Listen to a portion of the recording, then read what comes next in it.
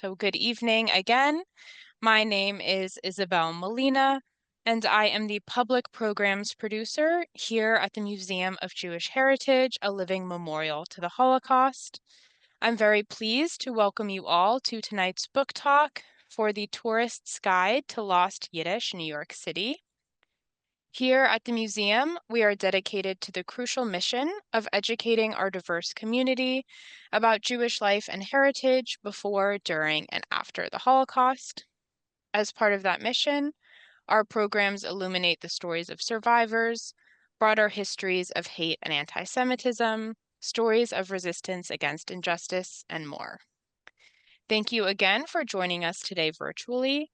We hope that if you're able to, you will visit the museum in person to see our current and upcoming exhibitions and for our upcoming programs, including our 4th annual New York Jewish Book Festival, which is coming up on Sunday, November 16th. Closed captions are available on today's program, and instructions on how to turn those on or off are posted in the Zoom chat. And if you have questions for our speakers during the program, please put those in the Zoom Q&A box, and we'll get to as many as we can at the end of the hour. Now, today we are honored to be joined by Henry H. Sapoznik and Barbara Kirschenblatt-Gimlet. Henry H. Sapoznik is an award-winning author, historian, radio and record producer, and performer of Yiddish and American traditional and popular music. He has just completed recording the audiobook version of The Tourist's Guide to Lost Yiddish, New York City, and is working on his next book, The Stations That Spoke Your Language, A Century of Yiddish American Radio, to be published next year by McFarland Press. Barbara Kirschenblatt-Gimlet is University Professor Emerita and Professor Emerita of Performance Studies at New York University, and Ronald S. Lauder, Chief Curator of the core exhibition at Polin Museum of the History of Polish Jews in Warsaw. Her books include Image Before My Eyes, A Photographic History of Jewish Life in Poland, 1864 to 1939, and They Called Me Mayor July, Painted Memories of a Jewish Childhood in Poland Before the Holocaust. Thank you again for joining us, and now I'm going to hand things over to Henry for an overview of his book. Thank you. Thanks very much, and thank you so much for inviting me to talk about my new book, The Tourist's Guide to Lost Yiddish New York City. Ostensibly a history of a century and more of Yiddish popular culture in New York City. The book is divided into several chapters. I begin talking about food and why not. And the first chapter really talks about the beginning of the invention of the industrialization and the of kashrus to make it an accessible platform for both home and the rise of Jewish restaurant culture in New York. I track the development at the top. I track the development of restaurant culture from the rise of boarding houses and rooming houses, which fed their guests, to the transition to eating houses en route to become restaurants. For example, the Victor Steiner restaurant, which began in 1900 on the Lower East Side, and the first all kosher hotel, kosher kitchen in a hotel, the Broadway Central, run by the semi-unfortunately named Hyman Trotsky. And a lot of stories about how he dealt with that. I then go into a variety of history of restaurant culture. Here, the rise of what was referred to, New York was referred to as the stronghold of pungent meat, and the rise of delicatessen is a fascinating subject. I see it as the kind of the center of the concentric circle on Jewish social dining, and talk about the some of the important purveyors to invent that. On the left, Isaac Gellis, who was the first successful smoker of meats in New York City, and opened what I believe to be the first modern delicatessen by his sons in 1897. In the center, the work of the original Theodore Cranen, who founded Hebrew National, and in the center, he was actually the first person to can franks and beans. This was the attempt to ward off the effects of pork and beans, which was a popular canned food. So this was kind of a social experiment for him. And finally, on the right, I talk about Shmulka Bernstein and the phenomenon of developing kosher Chinese food, which was kind of unthinkable in a lot of ways, but turned into a such a popular motif that since their founding of a kosher Chinese restaurants in the early 50s, there are now 30 in Brooklyn alone. Romanian restaurants are also come into, unlike delicatessen, which by 1912 there were both kosher and kosher style. But Romanian restaurants were never kosher. And that was part of their appeal. It was if kosher was seen as an uplift, Romanian restaurants were where Jews could drink in public and where music was as important, in some cases even more important than the food. The patron saint of Romanian restaurants on the left is Joseph Moskowitz, the great cembalo virtuoso who founded Moskowitz and Lupowitz, but then left it to start a series of smaller popular restaurants with him as the main entertainment.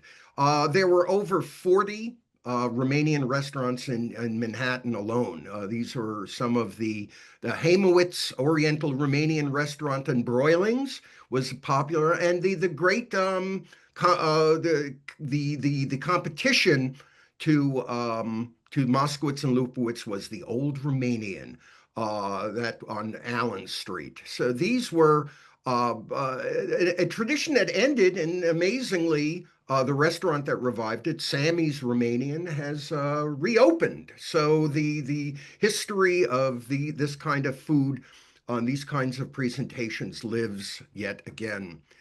Um, the history of the knishes and the side dishes that in some cases like kishka were not ready for prime time. I talk about the father of the Brooklyn knish, the potatola, the Schwartz's famous potato pie that was made in Coney Island in the early 1920s. The original kosher locavore potato knish, and of course talk about some of the other vaunted knisheries at the top. Yonah Schimmel's, which is still in their original in their original location, the building protected by a thin exoskeleton of schmaltz, which has come off the over 100 years of cooking. Gabila's knishes at the bottom. I was amazed to find out that the man who is so famous for the square knishes himself was not Ashkenazic. He was a Ladino-speaking Sfard. Amazing story about him. And on the right, the Kishka King. And this particular image holds a lot of meaning for me. The Kishka King, which was on Pitkin Avenue in Brooklyn. I actually remember this building. It was around, this picture was taken around the corner from where I was born in 1953. And I do have very fond memories as a kid seeing and eating at the Kishka King. So it's nice to be able to talk about where I conflate with history.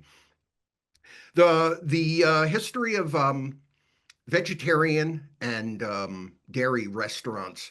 I think the thing that amazed me the most was finding out that over 75% of Jews are have lactose intolerance, which is an interesting thing considering how critical dairy restaurants were to the early rise of American Jewish restaurant culture. Um, the stories are great. The battle of the two Ratners, brothers-in-law who had each of their little fiefdom and never acknowledged the other. The Ratners on Second Avenue, that's on the right there, and the Ratners just off Orchard Street on the left. Uh, Schildkraut's vegetarian restaurants are really important because the founding of the restaurant was also a platform for not only the great food but also the educational uplift of its clients. And it was at Schildkraut's restaurant that they made the first of the what were known as proto steak. And this was a cornerstone dish made of flour and nut meal to recreate the mouthfeel and taste of meat. And Schildkraut's was one of the critical restaurants to make that dish, which was, again, which was kind of the glue that held together the dairy and vegetarian restaurants. The second chapter, I talk about architecture, vernacular architecture, and I talk about the three great skyscrapers of the Lower East Side. On the left, the S. Yarmoluski Bank Building, built in 1912. This was the Yarmoluski and his two sons ran an important immigrant bank at the beginning of the end of the 19th century, beginning of 20th century. And in 1912, S. Yarmoluski, Sender Yarmoluski, built this lovely Beaux-Arts building, which still survives as a boutique hotel.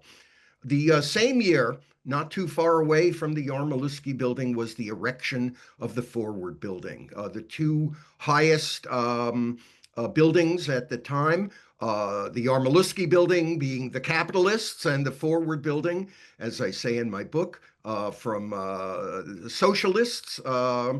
And now both of them are lavish boutique hotels and expensive apartment complexes. So it's an interesting transition from its original function. The third of the great Lower East Side um, skyscrapers was the Libby's Hotel, an amazing project on behalf of the visionary architect Max Bernstein, who built the Libby's Hotel in order to be an economic uplift for the Lower East Side. The building opened in 1926, but thanks to a crooked Tammany administration and a mortgage company that swindled Max Bernstein, this amazing building that looked over the Lower East Side over 13 stories was torn down in 1929 and is now the location of the Sarah Roosevelt Park. In architecture, I talk about also the Yiddish theater, and most amazingly, a man who was responsible for the architect responsible for designing the most important Yiddish theaters in New York in the 1920s. Harrison G. Wiseman, Midwest architect, who designed, among other buildings, on the left, the Commodore, originally the S&W Commodore, then the Loews. Some people may actually remember it in one of its final iterations. It was the location of the Fillmore East. But during its time as a Lowe's theater, and it presented Yiddish theater. Boris Tomaszewski performed there. A few blocks north of the Commodore is the Jaffe Yiddish Art Theater, and this was built for Maurice Schwartz. Even though he didn't stay long, and the Yiddish theater part of its running time was not long. This picture from 1940 is when Ludwig Zatz owned the theater. It is currently a functioning destination movie house owned by and the Angelica Theaters on the west side, and a great theater with a spectacular renovation, which retained many of Harrison Wiseman's effects. And underneath is the architectural drawing for the Roland Theater, which was on the edge of Pitkin Avenue, on the edge of Eastern Parkway in Brooklyn. The $1 Million Theater. No longer operating as a theater, it is a church and has been since the 1950s. The next chapter, I talk about the invention of recording and Yiddish music, and the father of the recording of Yiddish American music was an optometrist on the Lower East Side, and his ad in the Yiddish papers uh, showed pictures, as on the left, of his combination optometry store and sound recording studio.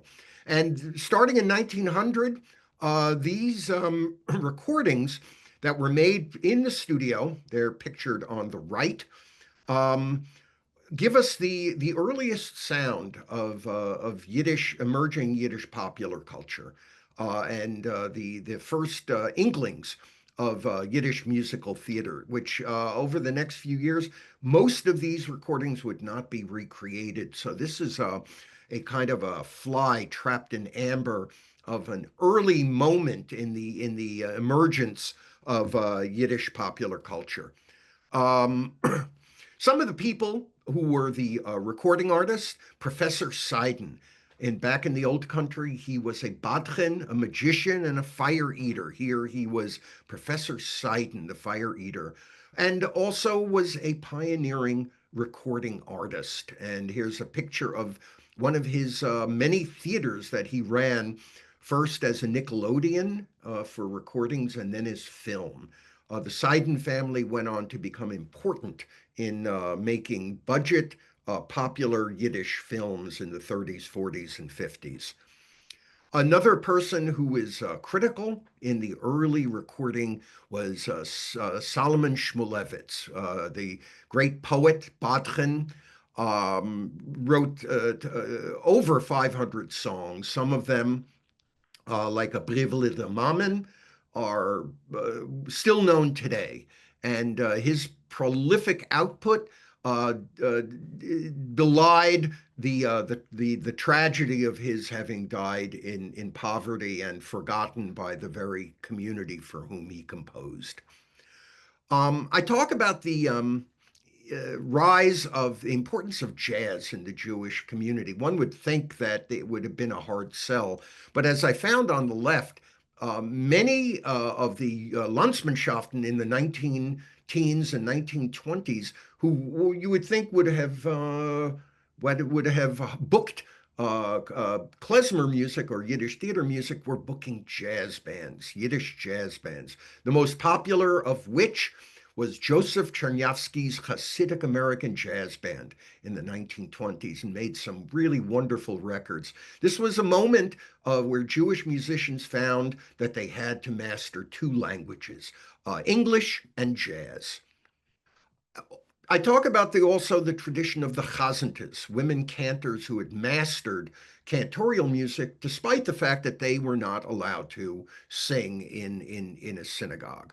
The mother of the great chazantas was the Odessa chazanta Sophie Kurtzer on the left.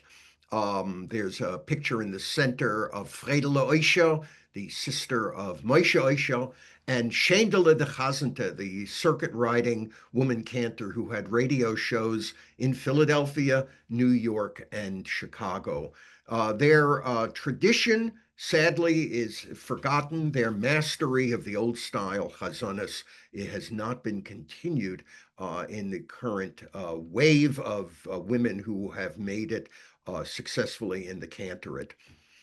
And I also, on the subject of cantors, I talk about the phenomenon of the Schwarze Chazonim, black cantors from the 1920s, my count of 13 or more. The best known were Thomas LaRue Jones on the left from Newark and the Goldie de Schwarze Chazente, Goldie May Sellers. Neither were Jewish, but both had mastered not only English and Yiddish, but singing of Yiddish songs and singing of traditional chazonis. An incredible tradition that, again, after World War II, with changes in both the cantorate and the social dynamic between Jews and blacks, this tradition ground to a halt. In the theater section of the book, I talk about the great character invented by B. Kovnell in the pages of the foreword, Yente Telebenda, the woman with a socking, a very, very strong personality, always armed with a Valgaholz, a rolling pin. Such a popular both a column in the newspaper and over 100 sound recordings made of Yente Telebenda skits, plus numerous plays about her. An incredibly popular character whose name is still repeated, although not in the same context. And finally, I talk about in the play that Abraham Kahan of the Forward said the greatest Yiddish play in New York is in English. It was called The Jazz Singer. It started its life as a short story called A Day of Atonement by Samson Raphaelson. And though the film is best known, it was the play starring George Jessel, which the Yiddish-speaking community loved and took to their hearts. And I talk about how the change of the ending of the film also talked about the justification of assimilation and of the move away from the retention of traditional Yiddish folk arts in mass culture. A brief overview of the chapters in the book. There are quite a few more subjects, but for this brief intro, I thought this would be a successful enough start. So I appreciate having had that opportunity. That being said, let me do that. So thank you, and I really appreciate Barbara being here, and I look forward to talking to her about this. So, Henry, first of all, thank you very, very much for inviting me to be your interlocutor. And as you know, I think I'm one of your greatest fans. So it was a wonderful pleasure to have this book in my hands. And it's so Henry. Oh, it is so you in the best sense of the word. In the best sense of the word. So I have, let me start with some general questions and then we'll get more specific. And that is, how would you define? I know this might seem obvious, but actually, I don't think it's so obvious. How would you define Yiddish New York? Well, I think it's something for which people who navigate through the society do it through a filter of Yiddish. And one of the things that I enjoyed most about this was seeing what the borrow words were in English that became the gateway words in Yiddish culture. So, For example, you would have metaneh. oh, right. Eh, and this would be a critical part of the socialization. So the idea that immigrants would be using the dominant culture in order to figure out how much of their identity do they retain and how much of it goes through a filtration because of dominant culture. So, yeah, I think let me tell you why I'm asking, and that is that, well, first of all, the research for this is unbelievable, and the material that you have found. Well, I mean, we're in an era where we have much greater access through microfilm or digitization, whatever, but honestly, that doesn't explain it. I think that you have a nose for this material and you're finding material that nobody's really looked at or and finding phenomena that nobody has identified or explored, like the black cantors, for starters. But I think the reason I'm asking it is that, for example, with regard to the architecture, well, with regard to all the material, the key to me is how prominent all these phenomena were in the Yiddish press. I think that it's whether or not the architect was a Yiddish speaker or was actually a Russian or German or Romanian or some other, or whatever these guys were speaking, it was clear that there was a public that was reading about them in the Yiddish press. So, in a sense, the feeling I get from your book is that the Yiddish press is already defining these phenomena as Yiddish, and as, of course, Yiddish New York. So, I mean, that was really why I asked, because I think some of the phenomena didn't necessarily feel particularly Yiddish to me. I mean, like some of the architecture, but that's of no matter. Okay, the second question I have is the scope. What is the sort of, if you will, the golden age for you, which is a little bit of a cliche, but we'll go with it. What is the golden age of Yiddish New York, and where is it? Because you actually roam quite widely. So, like, how far do you go geographically, and where do you go historically? Well, like everything, it's tied really to the immigration patterns and the number of speakers that define an audience. So, and again in the book, calling it a tourist guide, New York, which is famous for consuming itself, so much of the actual physical world of Yiddish New York has long been gone, but the remnants, like the sheet music, like the sound recordings, like the films, like the menus. These are shards, these are jigsaw puzzle pieces that do fit together.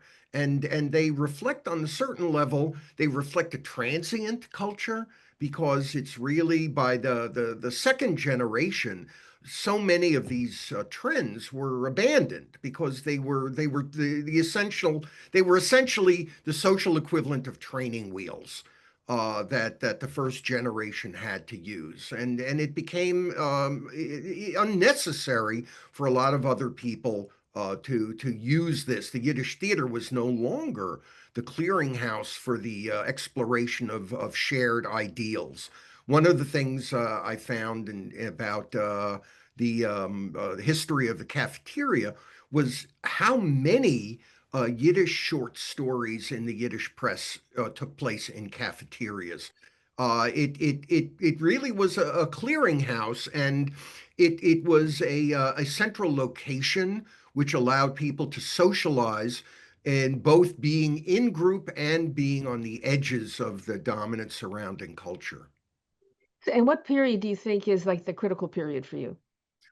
The peak, I mean, really, once the Reed-Johnson Act in 1922, once that shut off emigration, I think it really it dribbles out just up until the Depression, that the building of theaters, the theater companies, the number of restaurants that opened, so that delicate period after World War I and the October 29, the crash of the stock market is the golden age of the golden age. That Right.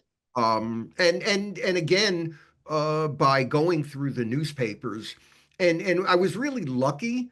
The National Library of Israel has an amazing Digitized everything. Yiddish newspaper collection, and uh, there's I probably have about 5,000 downloads of Yiddish newspapers, and luckily the full spectrum political and religious and social thought, from the religious Morgenjournal to the communist Morgenfreiheit.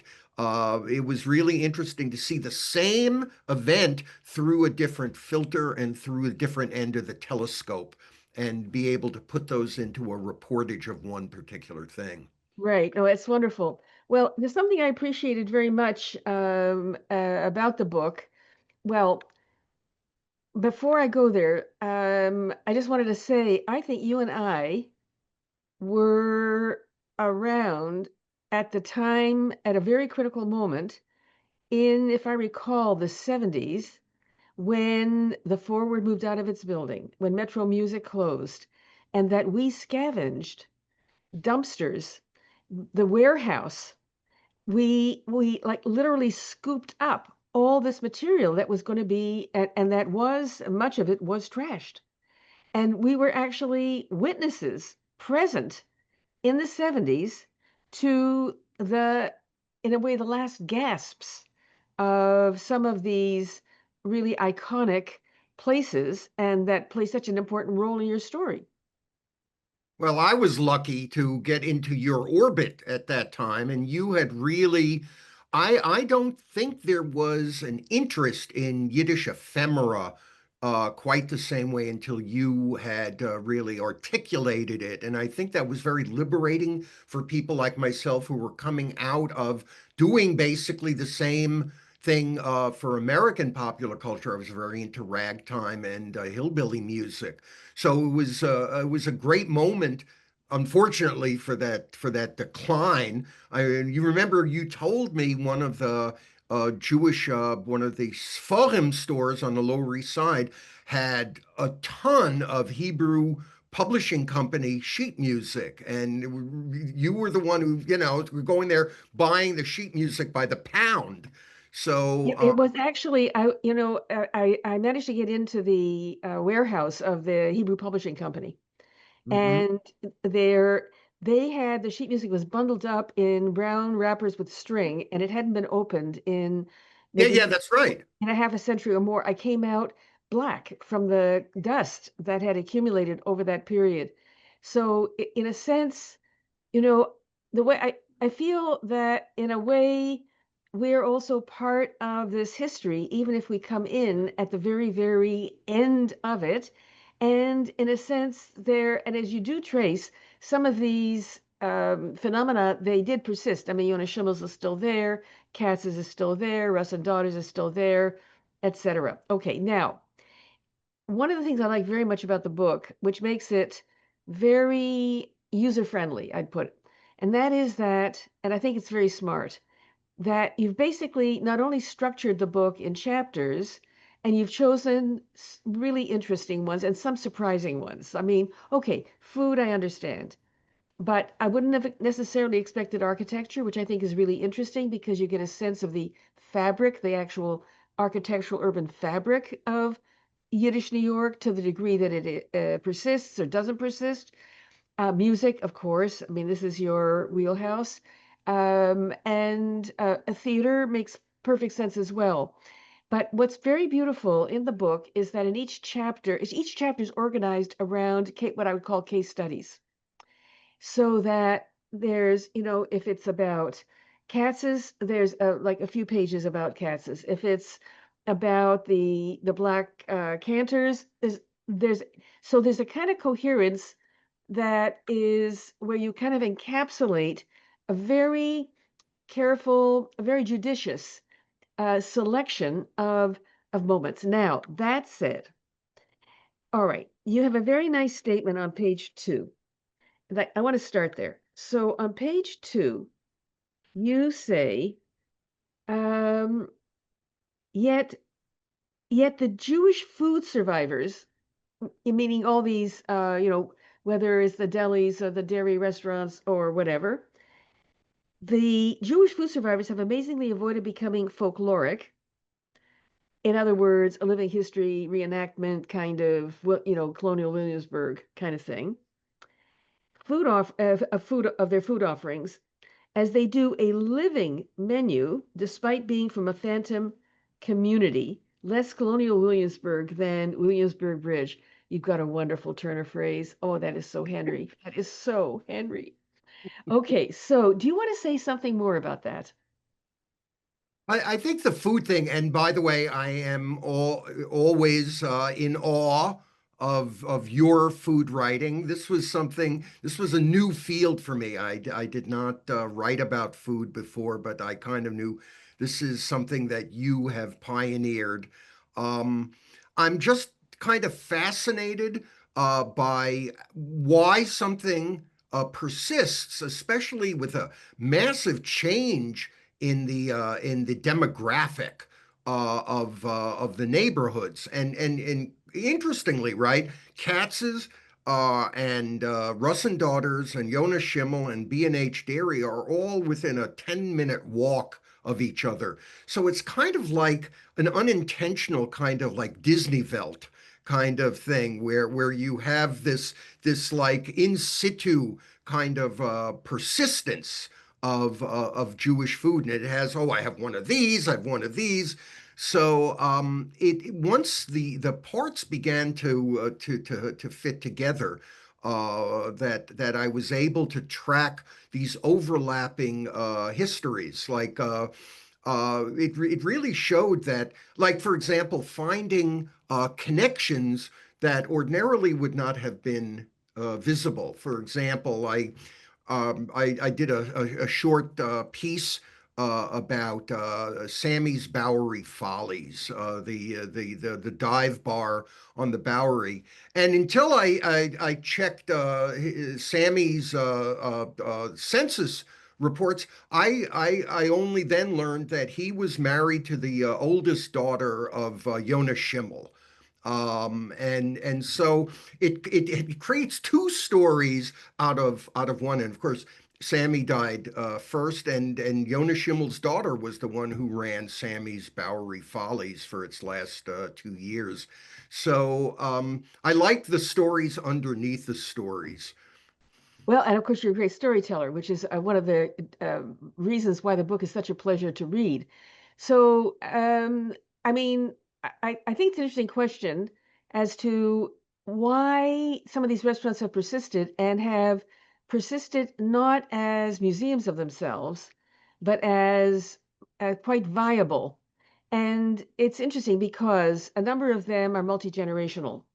So, Russ and Daughters is a really interesting case, and particularly the way in which the restaurant has evolved through those multiple generations and where it is now, which this younger generation has taken it. And I think their grandparents would never have imagined that it would have gone in this direction. But it's multi-generational. The other thing is real estate. Do they own the building?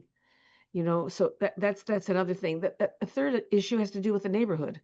That there's a way in which um, and I think that this sort of lower Manhattan, Lower East Side, so-called Little Italy Chinatown, is really a palimpsest. It is on the one hand, it's a vibrant, really vibrant immigrant neighborhood, Chinese, Dominican, Puerto Rican, and on the other hand, it is a kind of Jewish heritage, immigrant heritage neighborhood, Elder Street Synagogue, and then it's got the Tenement Museum. But at the same time, it has Russ and Daughters, which is in its, I guess, its oldest original location. But of course, Katz is another whole story. Now there are lines around the block.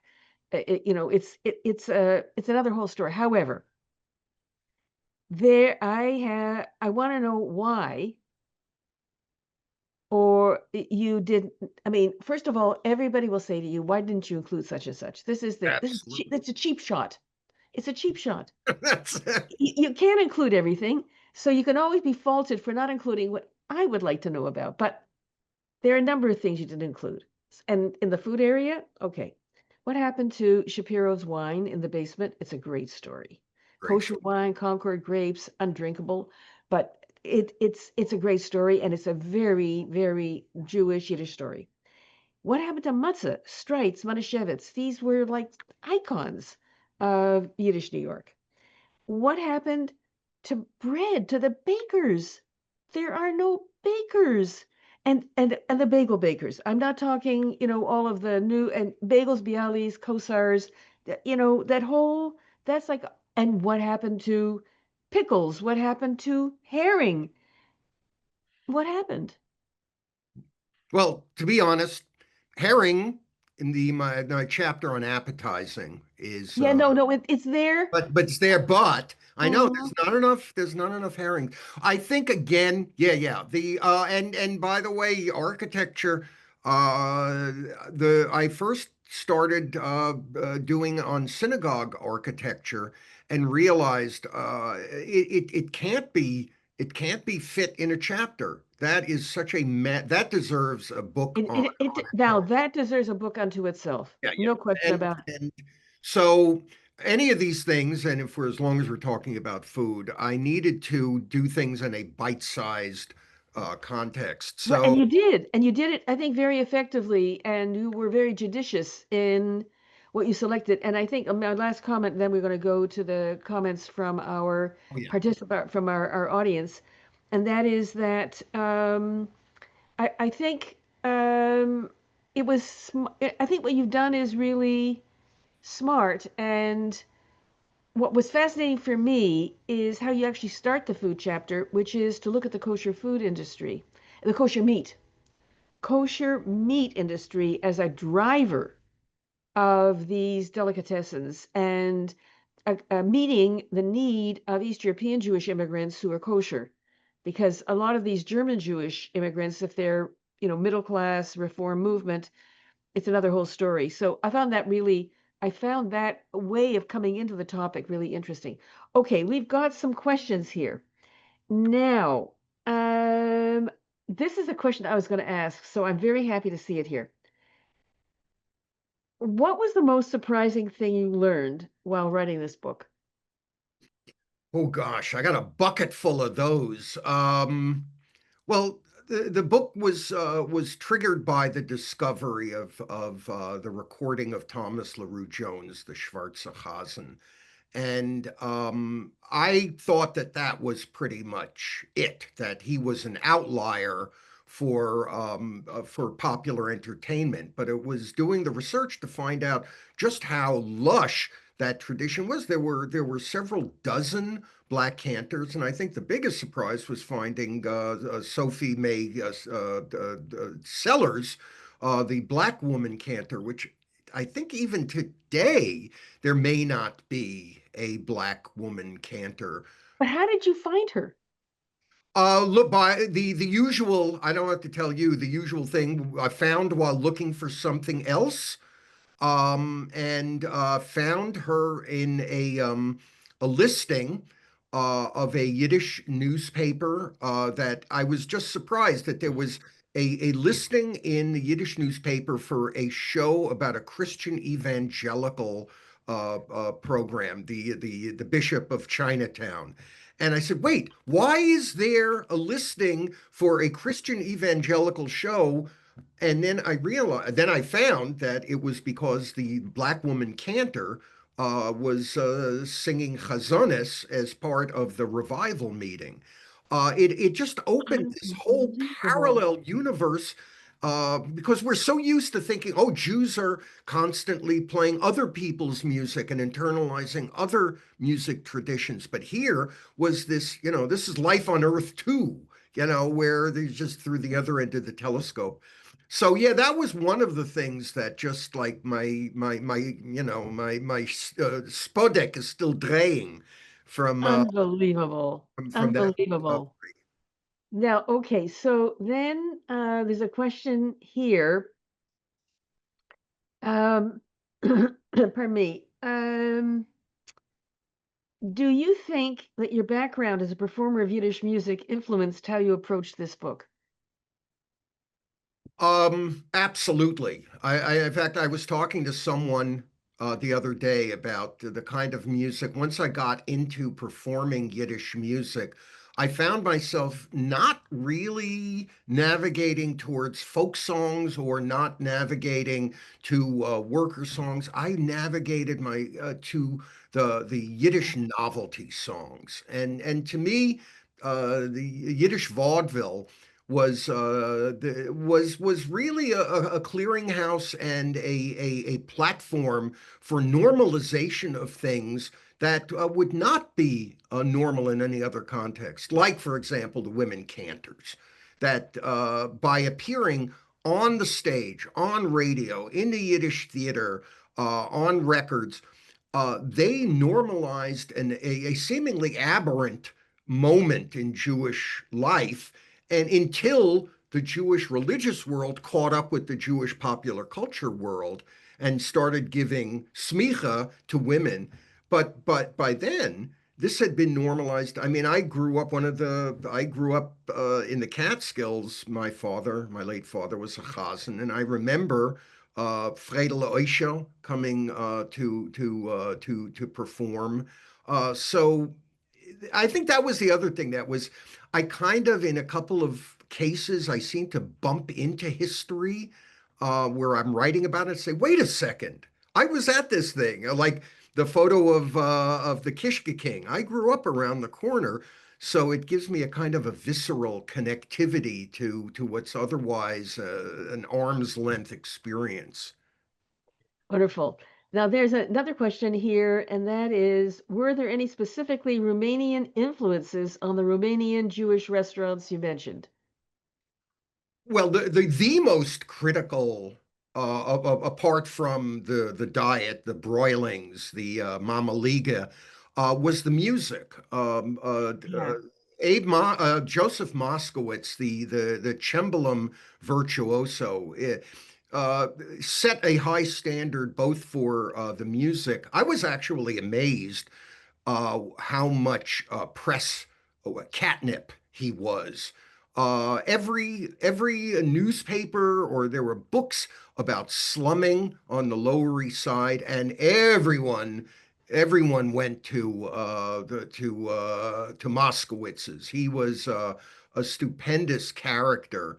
And I think that what that did, it established a kind of an intimacy and a real kind of a gateway from the old world to the new. It was really a holdout for an old way of doing things. And as I write about, the Romanian restaurants quickly became a kind of, at least as far as the entertainment, they become kind of a parody of themselves. So that the guy who is the doing the music at Sammy's now, Danny Love, it's I went there once and my ears are still ringing. It's like it's not exactly the peak musical experience I would have Well, hoped. I would say that from a culinary perspective, the pictures of chicken schmaltz on the table, the singing waiters, it's almost like a joke. It's Um, a dinner theater version of a Romanian restaurant. right. But I think it's an actually interesting question because um, we'd have to look at the menus. Are they serving, eggplant and of course grilled meats of various kinds? Mamaliga, but usually Mamaliga, I don't think, well, we'd have to look at the menus. But I do think that certainly in the area of meat, there's a really quite identifiable Romanian Jewish meat preparations that would qualify. Uh, And I think because they weren't kosher, they could more broadly reflect a Romanian diet.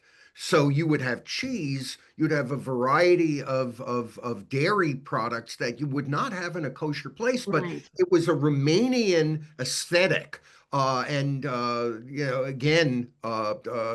Moskowitz would have gypsy dancers come in. It must have been an amazing experience. Amazing. Absolutely spectacular. It sounds like, and actually sounds like a lot of fun. So here are two questions that are related to each other.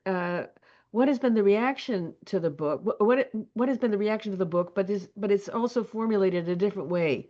Is the interest in Yiddish New York, meaning what you present, more among an older crowd, or are you seeing interest from a younger population? It's still early. The book has not gotten yet a lot of traction. I'm finding that some people use, and this is common. I understand this, that people look at this and, like you said before, oh, why didn't you mention X or Y?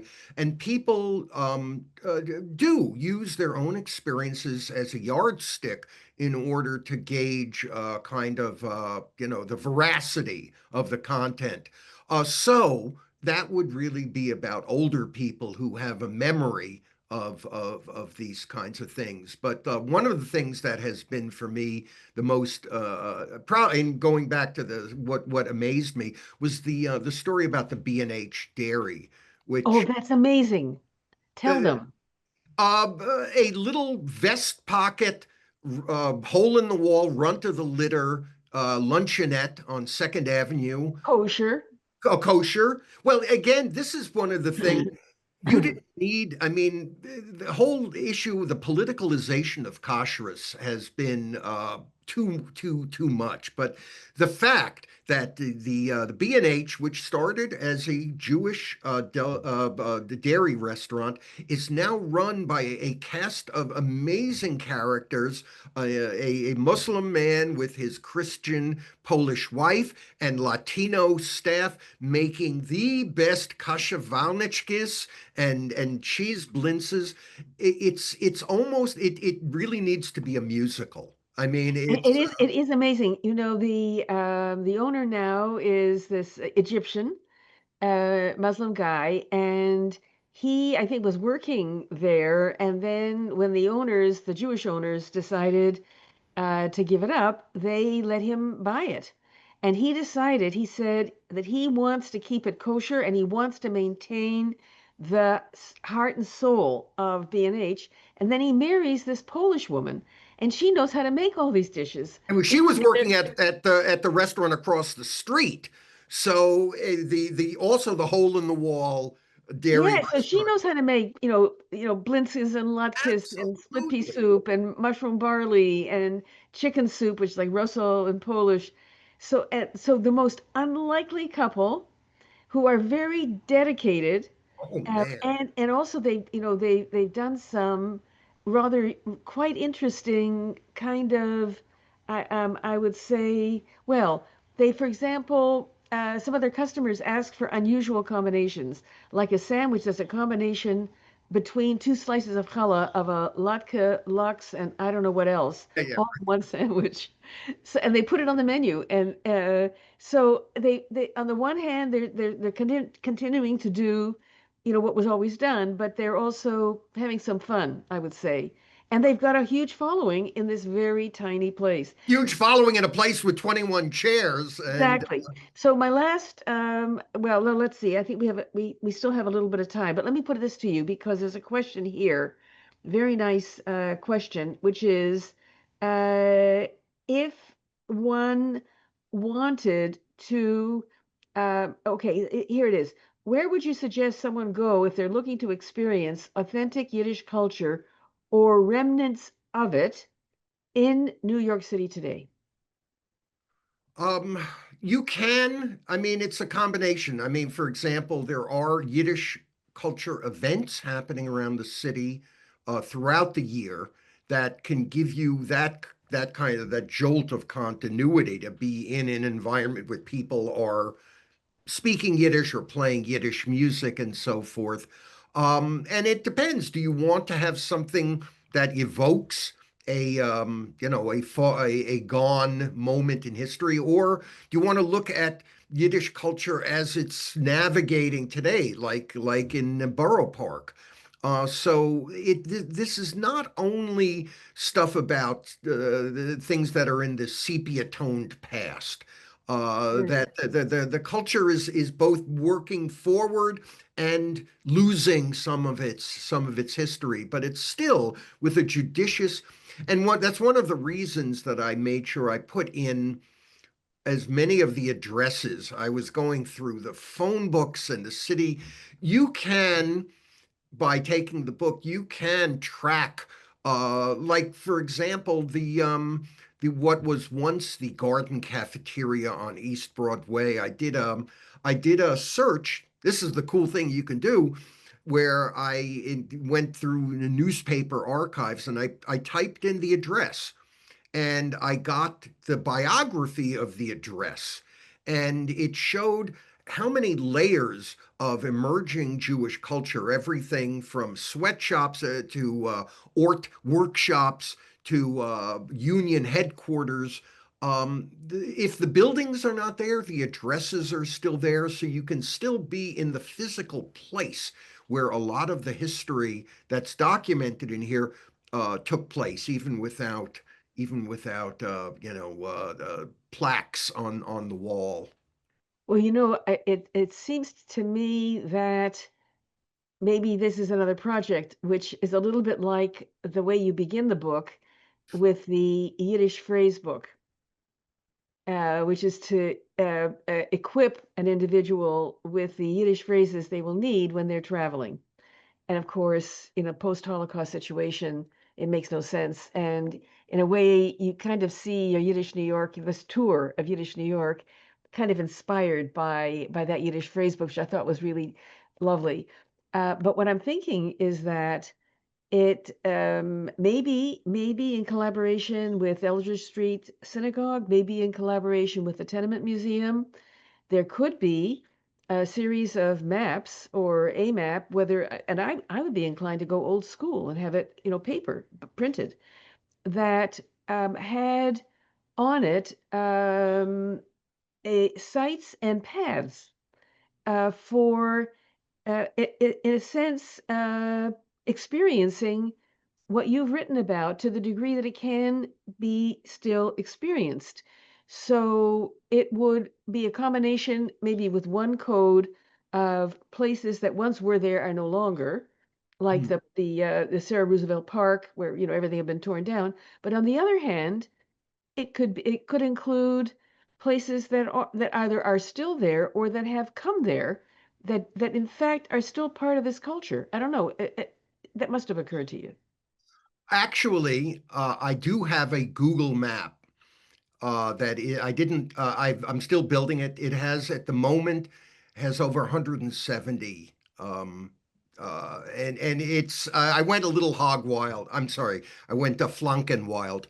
But it's doable, and I think once I'm out from under, because now I'm doing the audio book. But once I'm done with that, the um the Google map is great because even by not even going there, by when I put in the original picture, the Google map will give you the current building that's there. Right. So What's you there get now? you get the two things immediately, cheek and jowl. So I Right. think this is a But great idea. there were a while back some very, very nice, somewhat experimental, but really nice self-guided walking tours. At the time they were, I think, on a CD that you would put into a Walkman. And some of them actually took you, like for example, Chinatown, they took you into a sweatshop, but there was a Jewish one as well, and I think one for Williamsburg. So I just think that I think this book will create an appetite for being physically in the neighborhoods, and especially, of course, it's very dense in Lower Manhattan. Less so because I think you give a lot less attention to Brooklyn, Borough Park, Williamsburg, and then the upper part of Manhattan. But even on a very selective and limited basis, I think your book makes people want to visit some of these places, including like um uh, I would say Moishe's Bakery, Cossars. There's some others that are maybe more recent. So I don't know. That's when after the audiobook. Amen. I'm ready. Great. I think probably our time is up, but so I'll turn things back over to Isabel. But let me just say thank you, Henry. This is a wonderful book. The research is amazing, and it's a combination of your imagination and your sleuthing. When your sleuthing meets your imagination and your ability to tell a story, that's when we get this wonderful book. So thank you very much. Thank you, Barbara, very much. Well, thank you both, Henry and Barbara, for such an incredible conversation this evening. And of course, thank you to our audience for joining us. Before we leave, just one last time, I would like to remind everyone that you can purchase the Tourist Guide to Lost Yiddish New York City at the link in the chat. I also encourage you, if you enjoyed today's program, to check out our upcoming programs, which you can find again at the link in the chat and on our website at mjhnyc.org/current events. We also hope that you'll consider making a donation to support the museum, which you can do at mjhnyc.org/support. And so thank you all again for joining us. We hope you have a lovely evening and that we will see you soon. Thank you. Thank you. Thank you very much.